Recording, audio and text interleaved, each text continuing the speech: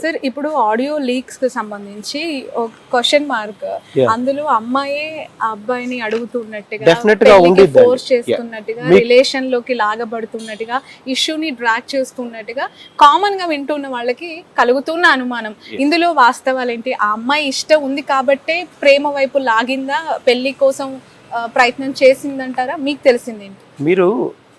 మీకు ఒక ఇన్సిడెంట్ జరిగింది స్టార్టింగ్ లో అని చెప్పాను, ఒక పిక్చరైజ్ చేయటం ఇదంతా జరిగిందని. ఇది జరిగిన తర్వాత వాళ్ళ ఫాదర్ మ్యారేజ్ అనే ఫేక్ ప్రామిస్ తోటి నమ్మించాడు. ఆ నమ్మకంలో హర్ష సాయికి మధ్య వాళ్ళిద్దరూ ఒక రిలేషన్ అంటే ఎస్టాబ్లిష్ చేసుకోవడం, అంటే ప్రేమ అనేది ఎస్టాబ్లిష్ చేసే ప్రయత్నం అతను చేశాడు. ఆ క్రమంలో ఒక పర్సనల్ ఇంటిమేసీ తోటి ఏదైనా జరగవచ్చు. అంటే కోపం వచ్చినప్పుడు యాంగర్గా మాట్లాడచ్చు. భర్త అంటే పెళ్లి చేస్తారని నమ్మించారు కదా, ప్రైవసీగా మాట్లాడుకోవచ్చు. ఇవన్నీ నువ్వు ఇంటర్నేషనల్ గా రికార్డ్ చేస్తున్నావు అంటేనే నువ్వు పెద్ద క్రిమినల్. ఇప్పుడు మీరు ఎఫ్ఐఆర్ కాపీ చూడండి, ఎఫ్ఐఆర్ కాపీ ఇంకా ఇవ్వలేదు. ఏదైతే ఈమె మెన్షన్ చేసిందో నా వాయిస్ రికార్డింగ్స్ ని ఫ్యాబ్రికేటెడ్ చేసి దాన్ని స్ప్రెడ్ చేస్తూ, నువ్వు కానీ ఈ కాపీ రైట్స్ ఇవ్వకపోతే వీటి మొత్తాన్ని నేను స్ప్రెడ్ చేస్తాను ఇన్ఫ్లుయెన్సర్స్ ద్వారా అని ఏదైతే చేస్తున్నాడో ఇప్పుడు అదే చేశాడు. అతను చట్ట పరిధిలోకి లోబడి కోర్టును అప్రోచ్ అయ్యి తను ప్రూవ్ చేసుకోలేదు కదా, తను ఎక్కడో అబ్స్కాండ్ అయిపోయి తను ఏం చేయగలను అన్నాడో అదే చేశాడు. అవి ఫ్యాబ్రికేటెడ్ అని మాకు క్లియర్ కట్ గా అది కోర్టులో ప్రూవ్ అయిన తర్వాత కానీ తెలిసిద్ది. ఆడియోదే ఉందండి, ఒక డబ్బింగ్ ఆర్టిస్ట్ ని పెట్టి మాట్లాడించవచ్చు కదా. మీరు చెప్పగలరా? మీరు సర్టిఫికేట్ ఇవ్వగలరా అది ఒరిజినల్ ఆడియో ప్రూఫ్ అని? ఎవరు ఇవ్వాలి? టెస్ట్ చేసి ఫ్లోరెన్సిక్ డిపార్ట్మెంట్ ఇవ్వాలి. అండ్ తను ఒక విల్లాలకు సంబంధించిన ఫుటేజ్ కూడా బయటకు వచ్చింది. అది అందులో ఉన్నది పోనీ వాళ్ళిద్దరేనా? ఆడియో అంటే ఫ్యాబ్రికేటెడ్ అని అది సీసీటీవీ ఫుటేజ్ అండి. The police can verify. మీరు అంటున్న విల్లాలో ఆ విల్లాలో అతను 1 year స్టే చేశాడు. వీళ్ళు అకామిడేషన్ ప్రొవైడ్ చేశారు షూటింగ్ నిమిత్తం.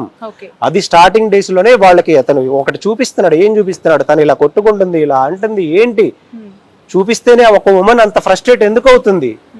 అవ్వరు కదా. మీరు ఏదో మంచి వీడియో చూపించండి, నేను సమాజానికి సహాయం చేస్తున్నాననే వీడియో చూపించారు, అప్రిషియేట్ చేస్తారు. Why she is defending. Okay sir, ఇప్పుడు ఒక మూవీ కోసము ఒక సాంగ్ కోసం పరిచయము ఈ ప్రయాణంలో హర్ష సాయి ఫాదర్ పెళ్లి వరకు తీసుకెళ్లారు అని అంటే ఇక్కడ చాలా అనుమానాలు కలుగుతూ ఉన్నాయి. అంత షార్ట్ పీరియడ్లో that India's number 1 YouTuber Harsha సాయితో పెళ్ళి అంటే ఏ అమ్మాయి అయినా మేబీ ఇష్టంతోనో లేదంటే నిజంగానే పెళ్లి జరుగుతుందనో కొంత క్యూరియస్ గా ఉండొచ్చేమో, కానీ తను ఎలా నమ్మింది అనుకోవాలి? మీకు తెలిసిన విషయాలు నిజంగా పెళ్లి చేస్తాను వాళ్ళ ఫాదర్ చెప్పారు. హర్ష సాయి అనే వ్యక్తి ఎవరినైనా ఒక పావు గంటలోనో అరగంటలోనో మెస్పరైజ్ చేయగలిగే క్యాపబిలిటీ ఉన్న వ్యక్తి విత్ హిస్ కంటెంట్. మీరు ప్రజల్ని ఎలా మెస్పరైజ్ చేయగలడు? అతను నెంబర్ 1 యూట్యూబర్ ఎలా అయ్యారు? Best editor, best content creator, best script writer. అది ఒప్పుకోవాలి కదా. ఆ స్క్రిప్ట్ టెక్నాలజీ, ఆ కంటెంట్ టెక్నాలజీ యూజ్ చేసే తనని ఆ భ్రమలో ఉంచాడు. ఆ భ్రమలో ఉంచి తనకి ఏది కావాలో ఆ విధంగా మాట్లాడించుకున్నాడు, అన్ని ఎడిట్ చేశాడు. తన దగ్గర 7 హార్డ్ డిస్క్లు, ఇలా ఇంకా ఎంతమంది జీవితాలు ఉన్నాయో తెలియదు. ఈ రోజు ఏ మహిళ బయటకు వచ్చే పరిస్థితులు లేదు. ఒక విక్టిమ్ బయటకు వచ్చింది, ఆ హార్డ్ డిస్క్లు బయటకు తీయండి, బయట పెట్టండి, ఇంకా మిగతా ఎంతమంది జీవితాలు బయటపడితే తెలుస్తుంది. అతనికి మదర్ లేదు కాబట్టి ఫాదర్ మీద కేసు పెట్టారు. అసలు ఈ కేసులో, ఈ ఇష్యూలో ఫాదర్కి అసలు ఎలాంటి ఇంటర్ఫీరెన్స్ కానీ సంబంధం కానీ లేని వ్యక్తిని ఇందులోకి ఎందుకు లాగాల్సి వచ్చింది? ఇక్కడే అనుమానాలు కలుగుతున్నాయనే ప్రశ్న కూడా ఉత్పన్నమవుతుంది. సంబంధం లేదని ఎలా చెప్తారండి? ఈ ఇన్సిడెంట్ జరిగిన తర్వాత అంటే షూటింగ్ కూడా అప్పటికి స్టార్ట్ అవ్వాల, స్క్రిప్ట్ టైంలోనే నువ్వు వచ్చేసావు విల్లాకి. ఆ విల్లాకి వచ్చినప్పుడు అక్కడ క్లియర్ గా నువ్వు చేయాల్సిన అఫెన్స్ ఏదో చేసేసావు. ఆ అమ్మాయికి సెక్షువల్ అబ్యూస్ గానీ రికార్డ్ చేయడం కానీ ఇవి చేసేసావు. ఆ అమ్మాయికి తెలిసిన వెంటనే తను క్రిమినల్ యాక్షన్స్ తీసుకోవడానికి సిద్ధపడింది. దాన్ని సప్రెస్ చేయడం కోసం మీ నాన్నని నువ్వు ఆయుధంగా యూజ్ చేసావు. నువ్వు ఏ స్క్రిప్ట్ పంపించావో మీ నాన్న అది చదివాడు, నువ్వు ఇక్కడ మళ్ళీ యాక్ట్ చేయడం స్టార్ట్ చేసావు, దాన్నే ప్రొజెక్ట్ చేశారు. తనకు కావాల్సిన పని తను చేయించుకున్నాడు.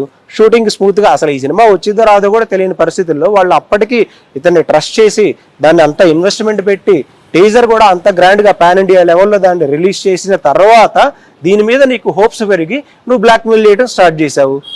మీకున్న రైట్స్ నాకు ఇచ్చేయండి అని. ఏ నెట్ఫ్లిక్స్ లో అమ్ముకుంటే 100 కోట్లు వస్తాయి అనే కాన్ఫిడెన్స్ అతనికి వచ్చింది కాబట్టి సో ఈ రూమర్స్ అన్ని క్రియేట్ చేసి వీళ్ళ మార్కెట్ లో డిగ్రేడ్ చేసేసి ఆ రైట్స్ ని ఎలా తెప్పించుకోవాలనే ప్రయత్నంలో అతను క్లియర్ గా కాంక్రీట్ ఎవిడెన్స్ అని మనకి కనిపిస్తూ ఉన్నాయి. నాగూర్ బాబు గారు సోషల్ కాజెస్, సోషల్ ఇష్యూస్ పైన నిరంతరం తన వీడియోస్ ఉంటూ ఉంటాయి.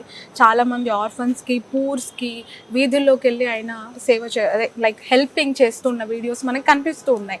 సో ఇలాంటి ఒక హర్ష సాయి ఇలా చేసుంటాడా అనే కామన్ క్వశ్చన్ కి యాజ్ ఏ అడ్వకేట్ గా, బాధితురాలి అడ్వకేట్ గా మీరేం చెప్తారు? ఇప్పుడు మీరు అసలు ఇది అతను బై బర్త్ ఏమైనా కోటీశ్వరుడా, వాళ్ళ ఫాదర్ ఏమన్నా కోటీశ్వరుడా? అది రూల్ లేదు కదా కాదు కాదు, ఒక్క నిమిషం చెప్తానండి. నేను చెప్తున్నాను, మీరు అడిగిన దానికి సహాయం చేస్తున్నాడు అంటే ఫ్రమ్ ఎలా అతను మార్కెట్ చేస్తున్నాడు? అడ్వర్టైజ్మెంట్స్ ద్వారా. అది ఎలాంటివి? ఇండియాలో బ్యాన్ చేయబడినటువంటి ఇల్లీగల్ బెట్టింగ్ యాప్స్ ని ప్రమోట్ చేయడం ద్వారా. దాని మీద స్టేట్ వైడ్ గా రప్చర్ జరుగుతూ ఉంది, స్టేట్ వైడ్ గా కేసులు అతని మీద ఫైల్ అవుతూ ఉన్నాయి. దాని నుంచి కోట్లు ఎలా మనీ లాండరింగ్ చేస్తున్నారో దాని గురించి జరుగుతూ ఉంది. వాటన్నిటిని వదిలిపెట్టి ఎవరికో తీసుకెళ్లి 1 లక్ష రూపాయలు ఇస్తే దాన్ని మనం ఎక్కువ ప్రాజెక్ట్ చేస్తున్నాం, కానీ దాని బ్యాక్గ్రౌండ్ ఎలాంటి మాఫియా ఉందని మనం ఎందుకు ఐడెంటిఫై చేయలేకపోతున్నాం? అవి ఐడెంటిఫై చేయండి ఫస్ట్. అతను ప్రమోట్ చేసిన యాప్స్ కానీ ఇవి కానీ ఇల్లీగలా లీగలా అనేది క్లారిటీ తీయండి. అతనికి అంత ఇన్కమ్ ఎలా వస్తుందో వెరిఫై చేయండి. ఇప్పుడు సార్, ఇప్పుడు మ్యాటర్ అతను సంపాదించిన సంపాదన ఎలా వచ్చింది, ఏ రూట్స్ లో వచ్చిందనా, అమ్మాయికి ఎలా న్యాయం జరుగుతుందని, దేని గురించి మనం ఇక్కడ ఎగ్జాక్ట్లీ మాట్లాడుకోవాల్సిన అవసరం. 2 క్రైమ్స్ అండి ఇవి. ఒకటి మనీ లాండరింగ్ నేరాలకి పెట్టిన అంటే ఈ కేసుకు సంబంధించి కాదండి. మీరు అడిగారు కాబట్టి హర్ష సాయి మంచివాడు, అంత డబ్బు ఉంది, అంత సహాయం చేస్తున్నాడని కామన్ పీపుల్ ఏదైతే అనుకుంటున్నారో ఊరక ఎవరు కదా. ఇప్పుడు 1 లక్ష రూపాయలు మీరు ఇచ్చారు అంటే యు ఆర్ గెట్టింగ్, అది చూపించుకొని నువ్వు ఇల్లీగల్ యాక్టివిటీస్ పాల్పడుతూ కోట్లు సంపాదిస్తున్నావు కాబట్టి 1 లక్ష రూపాయలు ఇస్తున్నావు. వితౌట్ కెమెరా నువ్వేమీ ఇవ్వవు, అంతే కదా. క్లియర్ గా ఇంటెన్షన్ అర్థమైపోతుంది. సో అది నీ personal character. And second character ఏంటంటే, ఇక్కడ నువ్వు ఒక హీరోగా ఎదగాలనుకున్నావు, ప్రొడ్యూసర్ని అప్రోచ్ సాంగ్ కోసం అప్రోచ్ అయిన వాళ్ళని నా దగ్గర స్టోరీ లైన్ ఉందని నమ్మించావు. నమ్మించిన తర్వాత నువ్వు ఏదైతే చేయాలనుకున్నావో నీకు అది అతను ఏం చెప్తున్నాడంటే, వాళ్ళు అడిగితే ఇది అతనికి ఫ్యాంటసీ అంట, కెమెరా ముందు చేయటం తనకి ఫ్యాంటసీ అంట. అది రికార్డ్ చేసుకున్నాడు. రికార్డ్ చేసుకున్న తర్వాత ఎప్పుడైతే వాళ్ళు లీగల్ యాక్షన్స్కి వెళ్ళడానికి ప్రిపేర్ అయ్యారో, తను వెళ్ళదు అనుకున్నాడు, నన్ను ఎవడేం చేస్తాడులే అనుకున్నాడు. లీగల్ యాక్షన్స్కి ఎప్పుడైతే ప్రిపేర్ అవుతున్నారో వాళ్ళు నాన్న ఇన్వాల్వ్ చేశాడు. ఆ ప్రపోజల్ తీసుకొని వచ్చాడు. ఆ ప్రపోజల్ తీసుకొని వచ్చిన తర్వాత తను నమ్మింది. నమ్మాల్సిన పరిస్థితుల్లో అతను స్క్రిప్టెడ్గా, ఇప్పుడు మీరు సమాజం నమ్ముతుంది కదా, ఒక ఆడపిల్లని నమ్మించడం ఎంతసేపు. ఈరోజు ఇంతమంది విక్టిమ్స్ బయటకు వస్తున్నారంటే మీరు సమాజంలో చూడండి, ఇట్లా రేపులు కానీ ఇవి ఎందుకు జరుగుతున్నాయని నమ్మబట్టే, ఆడపిల్ల నమ్మింది కాబట్టి. ఆ నమ్మకాన్ని కూడా నువ్వు ఇది చేసి ఆ కాల్స్ కానీ ఇవి కానీ ఫ్యాబ్రికేటెడ్ క్రియేట్ చేసుకుని నీకున్న తెలివితేటలు మొత్తం వాడేసేసి వీళ్ళనేది క్రిమినల్స్ అంటే నీ దగ్గర నుంచి డబ్బు వీళ్ళకి ఎందుకు కావాలి? స్టిల్ ఇక్కడ ఏమడిగారు? 2 కోట్లు డిమాండ్ చేశాడని ఎక్కడ కంప్లైంట్లు లేదు. మీరు కంప్లైంట్ కాపీ ఎఫ్ఐఆర్ తీసి చూడండి ఒకసారి. ఎఫ్ఐఆర్ ఇంతవరకు ఇవ్వలేదు అసలు విక్టిమ్కి. ఆ స్టేజ్లో ఆ స్థాయిలో అతను ఇన్ఫ్లుయెన్స్ చేస్తున్నాడు. ఎఫ్ఐఆర్ కాపీ విక్టిమ్కి ఇవ్వాలా లేదా? అడ్వకేట్స్కి వెళ్ళి అడిగామా లేదా? ఎందుకు ఇవ్వలేదు ఎఫ్ఐఆర్ కాపీ?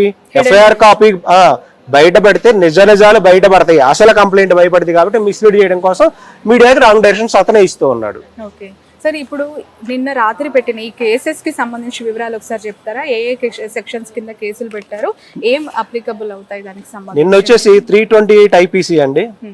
ఇంటాక్సికేషన్ అంటే ఒక మహిళని మత్తు పదార్థాలతోటి అపస్మారక స్థితిలోకి తీసుకెళ్లి తనకి లైంగిక వేధింపులు గురి చేయడం అనేది ఇంటాక్సికేషన్ వస్తుంది. దానికి 10 సంవత్సరాలు శిక్ష పడే అవకాశం ఉంది.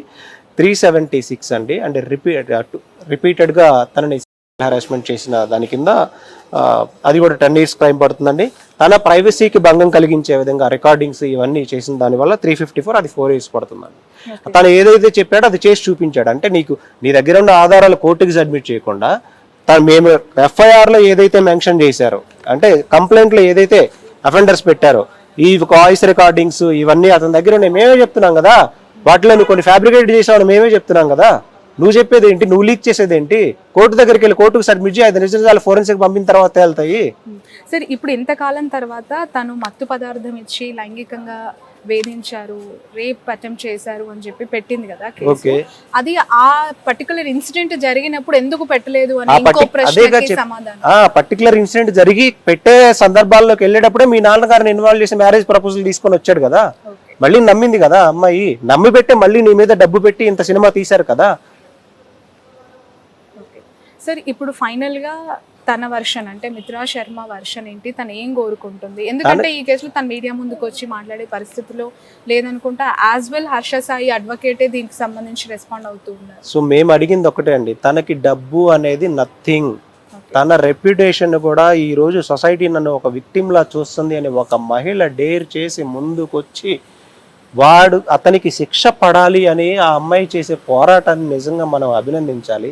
ఎంత మెంటల్ హెరాస్మెంట్కి తను గురయ్యింది, ఏ స్థాయిలో అతను హెరాస్ చేశాడు, అసలు ఆ స్త్రీని వివస్త్రతను చేసి న్యూడ్గా రికార్డ్ చేసేటువంటి ఇంత క్రిమినల్ ఆర్గనైజ్డ్ క్రైమ్ చేసినటువంటి వ్యక్తిని సమాజం ఇంకా నమ్మే పరిస్థితులు అయితే ఉండదు.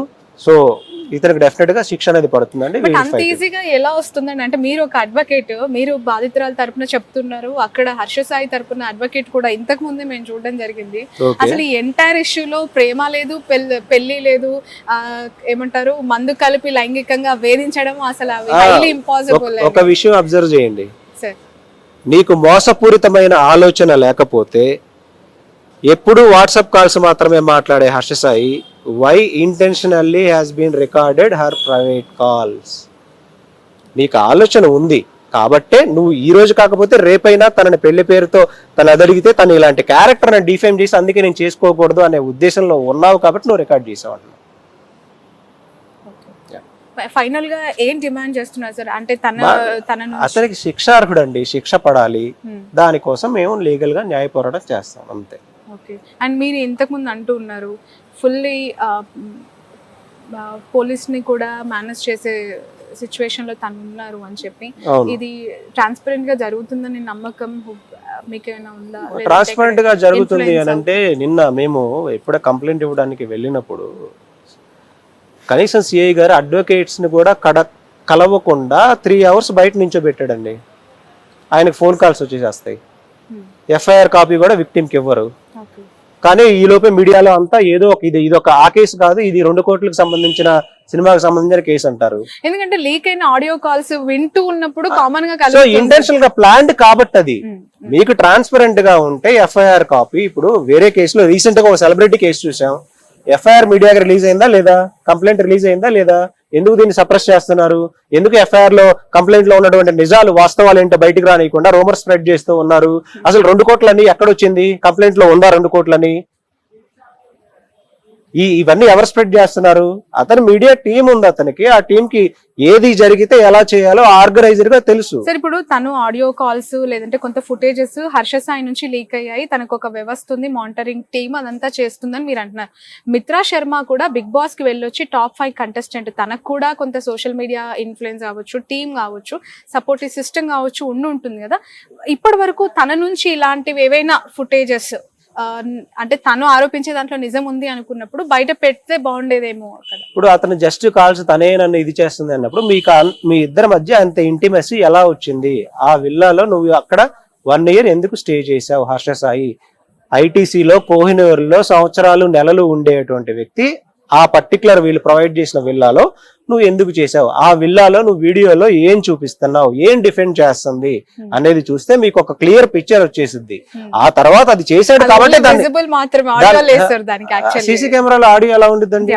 మీరు జరిగింది చెప్పండి. సీసీ అది దానికి ముందు రోజు అతను నేను చెప్పిన విధంగా ఏదైతే ఎలిగేషన్స్ అన్ని వస్తున్నాయో, ఎలిగేషన్ కూడా కాదు, అది క్లియర్ గా జరిగింది కాబట్టి కంప్లైంట్ కాపీ లేదు. అంటే యాజ్ అడ్వకేట్ గా నేను కూడా చెప్పలేకపోతున్నాను అండి ఆ వేని. అంత దారుణంగా ఇందులో మనం ఒక మహిళకు సంబంధించినటువంటి విషయాలు ఉన్నాయి. కంప్లైంట్ లో తను ఏమైనా ఆధారాలు చూపించగలిగిందా సార్ మీకు తెలిసి? తను ఇప్పటి వరకు తన ఆధారాలన్నీ అవి మాకు నోటీస్ ఇచ్చారు, అవన్నీ మేము ప్రొడ్యూస్ చేస్తాము, కోర్టు పరిధిలోకి వెళ్తాయి అవన్నీ.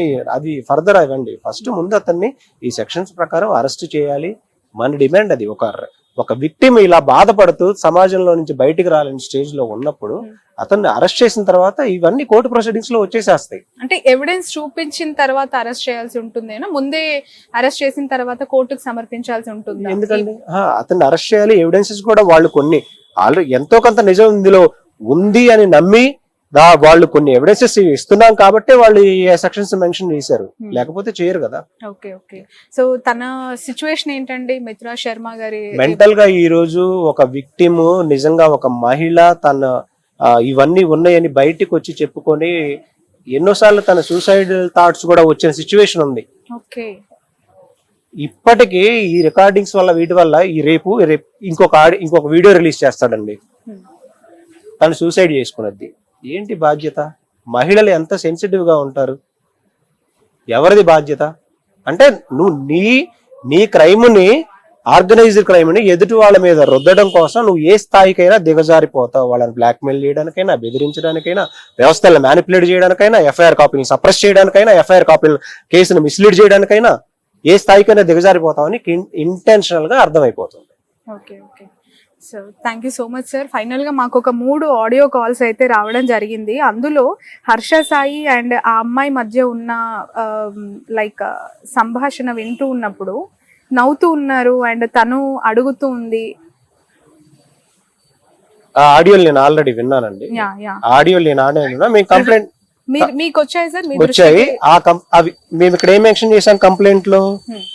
Recorded photos, videos, fabricated audios పెట్టుకొని బ్లాక్మెయిల్ చేస్తున్నాడని మెన్షన్ చేసాం. ఓకే కాపీ రైట్స్ ఇవ్వకపోతే వాటిని మేము రిలీజ్ చేస్తానని బ్లాక్మెయిల్ చేస్తానని చేశాడు. ఇప్పుడు అదే చేశాడు. లీగల్ గా ఏదైనా యాక్షన్ తీసుకుంటే నేను రిలీజ్ చేస్తానన్నావు, నువ్వు అదే చేసి చూపించావు. అందులో ఏది నిజం ఏది వాస్తవం అని కోర్టు పరిధిలోకి వెళ్ళిన తర్వాత అవన్నీ వెలుగులోకి వస్తాయి. అండ్ నువ్వు ఇంటెన్షనల్ గా రికార్డ్ చేసావంటే అర్థమైపోతుంది. అండ్ మీ నాన్న నువ్వు నమ్మించబట్టి ఆ అమ్మాయి నీతో ఏదైనా యాంగర్ గా మాట్లాడగలిగింది. ఇప్పుడు ఒక తన ప్రేమికుడితోటి అనుకుందాం, ఫర్ ఎగ్జాంపుల్ అతను నమ్మింది అనుకుందాం, అతను చెప్పిన మోసపూరితమైన మాటలను బట్టి ఎలా మాట్లాడుతుంది ఈ అమ్మాయి? ఇక్కడ కొన్నిసార్లు యాంగర్ గా మాట్లాడుతుంది, అరుస్తుంది, కొన్నిసార్లు ప్రేమగా మాట్లాడుతుంది. ఈ సిచ్యువేషన్ అంతా నువ్వు రికార్డ్ చేస్తానంటే నువ్వు ఎంత పెద్ద క్రిమినల్.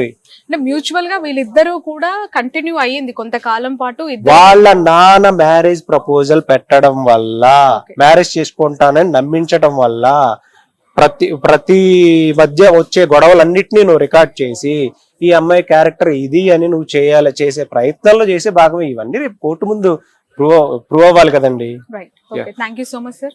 Thanks a lot. ఇది హర్ష సాయి పైన కంప్లైంట్ ఫైల్ చేసిన మిత్రా శర్మ, అందరికీ తెలిసిన వ్యక్తి. She Bigg Boss top 5 contestant and cinema కూడా ఇద్దరు కలిసి చేశారు. అది గ్రాండ్గా లాంచ్ అయిన తర్వాత ఆగిపోయింది. ఆ సినిమా ఎప్పుడు వస్తుంది అని చెప్పి హర్ష సాయికి సంబంధించిన చాలామంది ఫాలోవర్స్ వెయిట్ చేస్తూ ఉన్నారు. యాక్సిడెంటల్గా ఇలాంటి ఒక ఇష్యూతోనే అది ఆగిపోయిందని ఇప్పుడు మనకి తెలుస్తూ ఉన్నాయి. సో తన అడ్వకేట్ అన్ని వివరాలకి సమాధానాలు ఇస్తారు అని చెప్పి హర్ష సాయి తన ఇన్స్టాగ్రామ్ స్టోరీస్ లో పెట్టడం జరిగింది. మరి దీనికి సంబంధించి ఎలా బ్యాటిల్ జరగబోతుంది, నిందితులు అంటే లైక్ ఇందులో నిందితులు ఎవరు, బాధితులు ఎవరు, పోలీసులు ఏం తేల్చబోతున్నారు, ఒకవైపు మిత్రా శర్మకు సంబంధించిన అడ్వకేట్ చాలా ఇన్ఫ్లుయెన్స్ చేస్తూ ఉన్నారు. అలాంటి ఒక సిచ్యువేషన్ లో తను ఉన్నారు కాబట్టి పోలీస్ వ్యవస్థ కూడా ఇన్ఫ్లుయెన్స్ అవుతుంది. ఇప్పటివరకు ఎఫ్ఐఆర్ ఎందుకు బయట పెట్టలేదు అని ఒక స్ట్రైట్ క్వశ్చన్ కూడా తను రేస్ చేస్తూ ఉన్నారు. So let's wait and see ఈ కేసు ఎంతవరకు వెళ్తుంది అనేది.